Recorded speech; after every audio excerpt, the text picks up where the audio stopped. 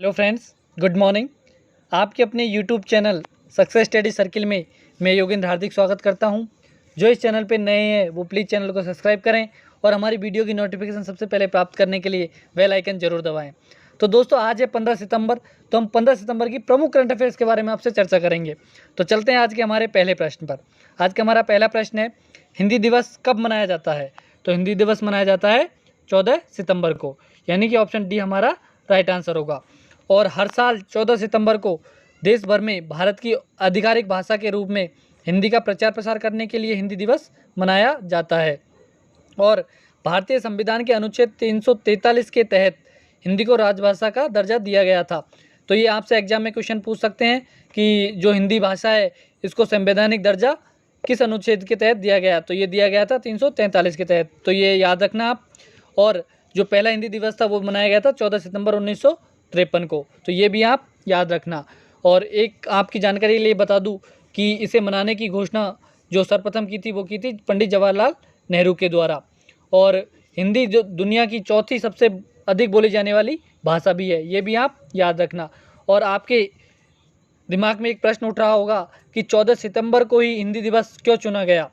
तो 14 सितंबर को हिंदी दिवस इसलिए चुना गया क्योंकि 1949 में, यानी कि 14 सितंबर 1949 में संविधान सभा ने देवनागरी लिपि में जो लिखी गई हिंदी भाषा थी उसको भारत गणराज्य की आधिकारिक भाषा के रूप में अपनाया था।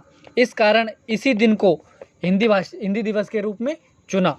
तो इसलिए आप ये जो भी इम्पोर्टेंट फैक्ट बताए उनको याद रखना, ये आपकी एग्जाम की दृष्टि से काफ़ी महत्वपूर्ण है। तो बढ़ते हैं हमारे अगले प्रश्न पर। हमारा अगला प्रश्न है, हाल ही में ओशियान रीजनल प्लेटफॉर्म में भारत का प्रतिनिधित्व किसने किया? तो ये किया बी मुरलीधरन ने, यानी कि ऑप्शन ए हमारा राइट आंसर होगा। और जो बी मुरलीधरन है ये है हमारे विदेश राज्य मंत्री। और बात करें एस जयशंकर की, तो ये है हमारे केंद्रीय मंत्री, ठीक है, केंद्रीय विदेश मंत्री। तो इन दोनों के बारे में भी आप याद रखना। और बात करें एशियन की, तो एशियन दक्षिण पूर्व एशियाई देशों का संगठन एक क्षेत्रीय अंतर सहकारी संगठन है।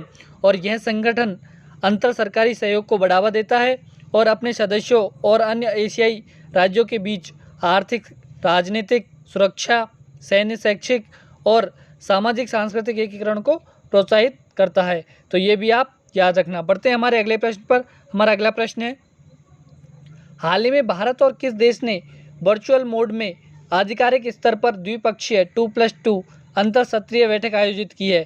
तो ये की है भारत और अमेरिका ने, यानी कि ऑप्शन डी हमारा राइट आंसर होगा। और इस बैठक के दौरान दोनों पक्षों ने रक्षा, सुरक्षा और विदेश नीति क्षेत्रों में द्विपक्षीय संबंधों में प्रगति और विकास की समीक्षा भी की है। और उन्होंने पारस्परिक हित के आधार पर इन क्षेत्रों में चल रहे सहयोग को बढ़ाने के अवसरों की भी खोज की है। तो ये आप याद रखना। बढ़ते हैं हमारे अगले प्रश्न पर। हमारा अगला प्रश्न है, फॉर्मूला 1 टस्कन ग्रैंड प्रिक्स 2020 हाल ही में किस ने जीती है? तो ये जीती है लुइस हैमिल्टन ने, यानी कि ऑप्शन सी हमारा राइट आंसर होगा। और दूसरे नंबर पे रहे थे वोल्टेरी बोटास, और जो अलेक्जेंडर एल्वन थे ये रहे थे तीसरे नंबर पर। इनके बारे में भी आप याद रखना। और बात करें लुइस हैमिल्टन की, तो ये मर्सिडीज के ड्राइवर हैं। और बात करें किस देश के हैं, तो ये हैं ग्रेट ब्रिटेन के, ठीक है। और जो वोल्टेरी बोटास है वो भी मर्सिडीज के ड्राइवर है और ये फिनलैंड से बिलोंग करते हैं। और बात करें अलेक्जेंडर एल्वन की, तो ये रेडबुल के ड्राइवर हैं और ये थाईलैंड से बिलोंग करते हैं। तो इनके बारे में भी आप याद रखना।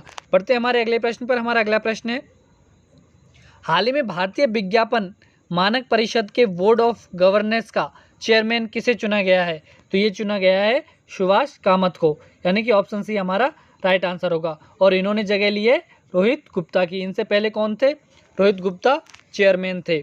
और NS राजन है, ये हैं उपाध्यक्ष। जो वर्तमान में SN राजन है वो हैं वाइस चेयरमैन। कौन है? Vice chairman. और शशिधर सिन्हा की बात करें तो ये इनको चुना गया है कोषाध्यक्ष, ठीक है। इनको के बारे में भी आप याद रखना। और सुभाष कामत थे जो चेयरमैन बनने से पहले ASCI के उपाध्यक्ष भी थे, ठीक है।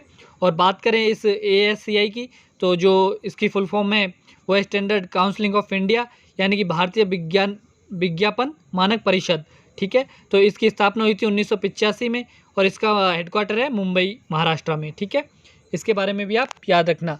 बढ़ते हैं हमारे अगले प्रश्न पर। हमारा अगला प्रश्न है, संयुक्त राष्ट्र बाल कोष ने किस बॉलीवुड अभिनेता को बच्चों के अधिकारों के लिए चलाए जा रहे अभियान फॉर एवरी चाइल्ड के लिए अपना सेलिब्रिटी एडवोकेट बनाया है? तो ये बनाया है आयुष्मान खुराना को, यानी कि ऑप्शन ए हमारा राइट आंसर होगा। ठीक है, चलते हैं अगले प्रश्न पर। हमारा अगला प्रश्न है, हाल ही में AIM द्वारा शुरू की गई आत्मनिर्भर भारत अराइज एनिक पहल के तहत MSMEs और स्टार्टअप्स को कितनी मौद्रिक सहायता दी जाएगी? तो ये दी जाएगी 50 लाख रुपए की। ठीक है, कितनी की सहायता दी जाएगी? 50 लाख की, यानी कि ऑप्शन डी हमारा राइट आंसर होगा। चलते हैं हमारे अगले प्रश्न पर। हमारा अगला प्रश्न है, हाल ही में सिटी ग्रुप ने किसको अपना नया मुख्य कार्यकारी अधिकारी चुना है, यानी कि CEO बनाया है? तो ये बनाया है जेन फ्रेजर को, यानी कि ऑप्शन ए हमारा राइट आंसर होगा। और जो जेन फ्रेजर है वो सिटी ग्रुप की पहली महिला CEO है, यानी कि फर्स्ट महिला है जो CEO बनाई गई है। और बात करें सिटी ग्रुप की तो इसका हेडक्वार्टर है न्यूयॉर्क में और इसकी स्थापना की गई थी 8 अक्टूबर 1998 को। ठीक है, पढ़ते हैं हमारे अगले प्रश्न पर। हमारा अगला प्रश्न है, हाल ही में 2020 US ओपन टेनिस टूर्नामेंट किसने जीता? तो ये जीता नोआमी ओसाका ने, यानी कि ऑप्शन बी हमारा राइट आंसर होगा। और नोआमी जो ओसाका है वो है जापान की रहने वाली। ठीक है, इनके बारे में भी याद रखना। और इन्होंने विक्टोरिया अंजारेका को हराकर ये टूर्नामेंट जीता था। ठीक है, और इन्होंने इससे पहले 2018 में भी US ओपन खिताब जीता था और 2019 में ऑस्ट्रेलियन ओपन खिताब भी जीता था। और वह इस खिताब के जीतने के साथ ही अब तक 3 ग्रीनलैंड स्लैम एकल खिताब जीतने वाली पहली एशियाई खिलाड़ी भी बन गई है। ठीक है, ये एशिया की पहली खिलाड़ी बन गई है जिसने तीनों जो ग्रैंड स्लैम खिताब है, एकल खिताब, ये जीते हैं। ठीक है, तो चलते हैं आज के हमारे आखिरी प्रश्न पर। आज का हमारा आखिरी प्रश्न है, हाल ही में रघुवंश प्रसाद सिंह का निधन हो गया है, ये कौन थे? तो ये थे एक राजनेता। कौन थे? राजनेता। और ये राष्ट्रीय जनता दल के दिग्गज नेता थे और पूर्व में केंद्रीय मंत्री भी रह चुके हैं मनमोहन सिंह के टाइम पे। और इन्होंने ये बिहार के वैशाली निर्वाचन क्षेत्र का प्रतिनिधित्व करते थे। ठीक है, ये जो फोटो देख रहे हैं आप, फोटो में है रघुवंश प्रसाद सिंह। ठीक है, तो इनके बारे में भी आप याद रखना। तो दोस्तों आज के लिए इतना ही, कल फिर नए प्रश्नों के साथ आपसे मुलाकात करेंगे। तब तक के लिए धन्यवाद।